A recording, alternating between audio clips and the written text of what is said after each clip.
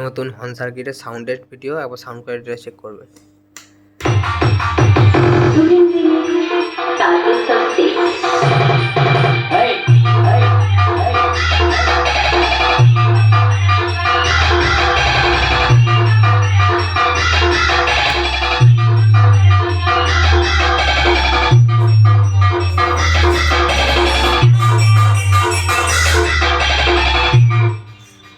এটা র্যাকের সাইড, এটা হচ্ছে হাইসের সাইড, টুইটারের সাইড।